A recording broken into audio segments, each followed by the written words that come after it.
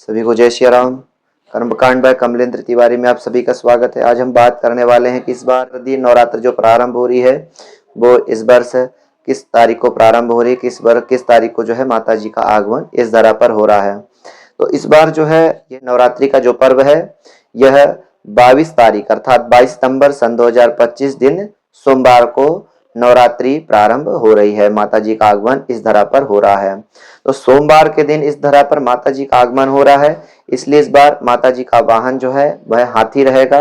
हाथी पर जो है सवार होकर के माता जी इस धरा पर जो है आएंगी। इसके बाद में आता है कि इस वर्ष हम क्या करें, नवरात्रि में जो है पाठ करने की क्या विधि है, उसको कैसे पाठ किया जाता है, ये सारी चीजों के बारे में आज हम बात करेंगे। तो सबसे पहले आ जाते हैं कि नवरात्रि में पाठ हमको कैसे करना है। तो संकल्प में ही आप देखेंगे तो सबसे पहले लिखा हुआ है, पाठ विधि में भी लिखा हुआ है। हमारे पास ये पुस्तक है दुर्गा सप्तशती जो गीता पे गोरखपुर से छप करके आती है, प्रिंट होकर के आती है।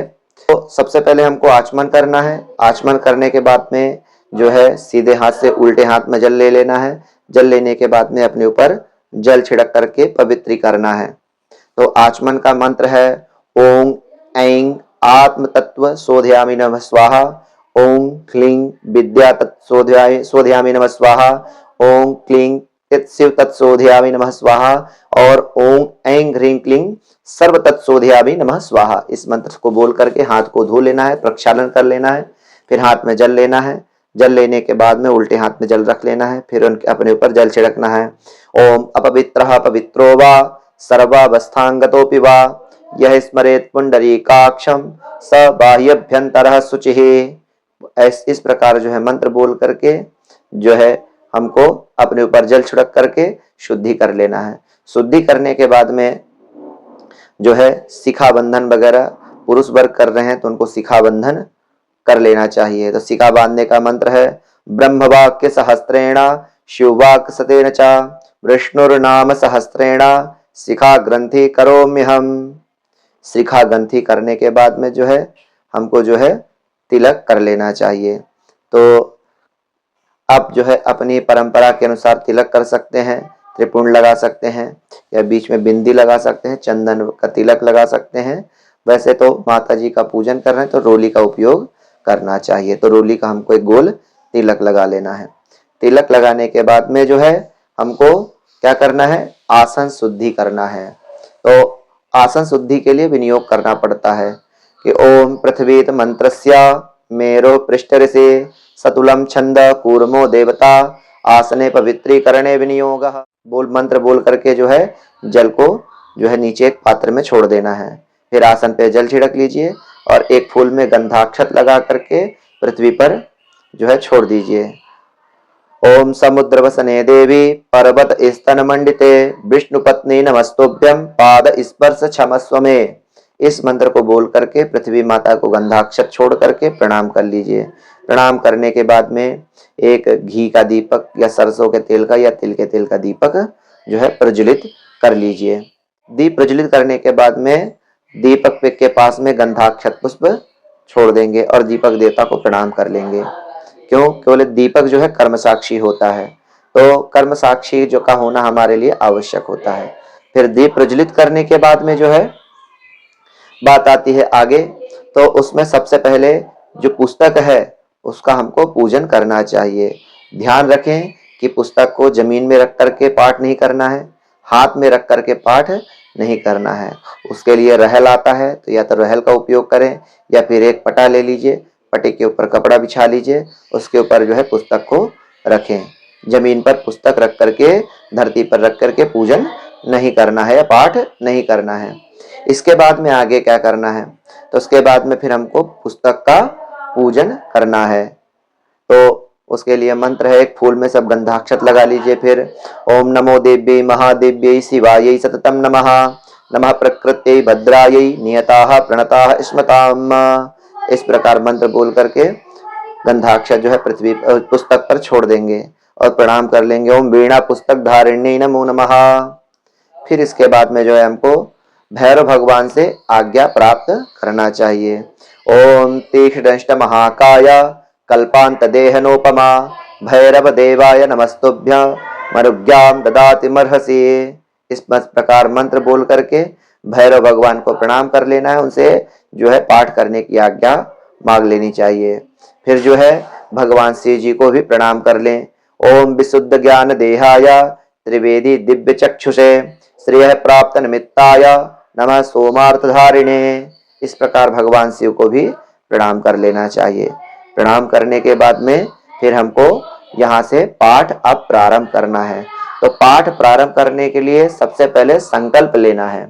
तो संकल्प जो है पुस्तकों में लिखा रहता है, तो पुस्तकों में के अनुसार जो है संकल्प ले लीजिए। तिथि महीना जो है आएगा, जो दिन आएगा उसका नाम ले लेना है, मास पक्ष कौन सा चल रहा है उसका नाम ले लेना है।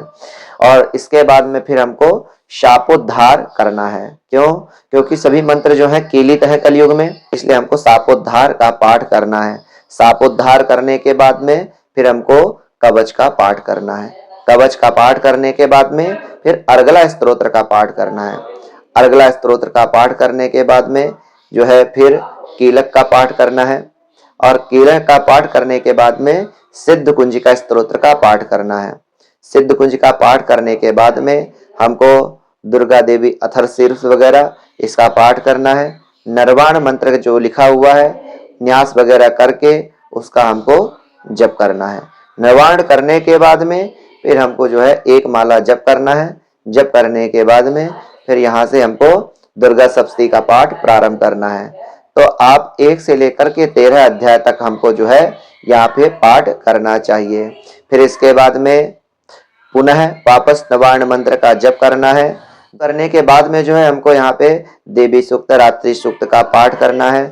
साथ में तीनों रहस्यों का पाठ करना है और आखिरी में क्षमा प्रार्थना हमको माता जी से मांगना है। इस प्रकार जो है पाठ करने से जो है ये पाठ सिद्ध हो जाता है और सभी मनोकामनाओं की पूर्ति होती है। तो ये जो है विधान जो है नवचंडी का दिया गया है। इसके बाद में ये आता है कि नवरात्रि में हमारे पास में समय का थोड़ा अभाव हो जाता है। तो जिन माताओं बहनों को भाइयों को पाठ करना है तो उसके लिए भी जो है हमको विधि बताई गई है। तो आइए जानते हैं कि उसकी विधि क्या है। तो इस पुस्तक में जो है गीता प्रेस में लिखा हुआ है, इसमें लिखा हुआ है कि जो व्यक्ति पाठ ना कर सके एक दिन में संपूर्ण 13 अध्यायों का, उसके लिए यह है कि पहले दिन केवल एक पाठ करे, एक अध्याय पढ़े। दूसरे दिन दूसरा और तीसरे अध्याय का पाठ करे। इसके बाद में तीसरे दिन केवल चौथे अध्याय का पाठ करे। पांचवें दिन जो है 4 अध्याय का पाठ करे, मतलब 5वां, 6वां, 7वां और 8वें अध्याय का। इसके बाद में फिर अगले दिन 2 पाठ और करे, तो कौन सा 9वां और 10वां अध्याय का पाठ करे। इसके बाद में फिर उसके अगले दिन 11वें अध्याय का पाठ करे और उसके बाद में आखिरी के 2 अध्याय 12वें और 13वें अध्याय का पाठ करे। ये पाठ हमको 7 दिन में पूर्ण कर लेना है और इसके बाद में अष्टमी के दिन हवन करना है। तो इस प्रकार जो है आप पाठ कर सकते हैं। इसी प्रकार इसमें एक संपुट लगाने की भी विधि है कि अगर आपको पाठ करना है तो संपुटित अगर पाठ करना चाहें तो संपुट भी आप लगा सकते हैं। तो संपुट लगाने की विधि क्या है?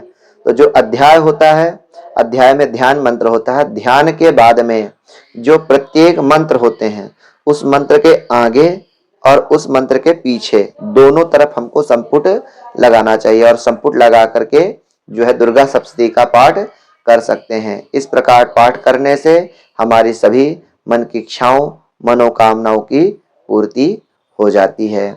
ये तो हमने आपको पाठ विधि के बारे में बताया। दूसरी बात, पाठ हमको कैसे करना चाहिए। ज्यादा तेज स्वर में नहीं करना चाहिए पाठ, और ना ही बहुत धीरे या मन में हमको पाठ नहीं करना चाहिए, मध्यम स्वर में पाठ करना चाहिए। और इसके बाद में स्वभाव को अपने शांत बना करके जो है हमको पाठ करना चाहिए। उत्तेजनावश हमको पाठ नहीं करना चाहिए, क्योंकि कई मंत्रों में जो है थोड़ा सा उत्तेजना पूर्व शब्दों का उच्चारण है, तो उस समय हमको जो है ऐसे उत्तेजना शरीर में नहीं लाना है। इस प्रकार जो है नियम संयम के साथ में पाठ करने से सारी मन की मनोकामनाओं इच्छाओं की पूर्ति हो जाती है।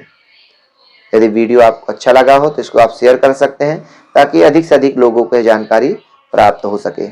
जय श्री राम।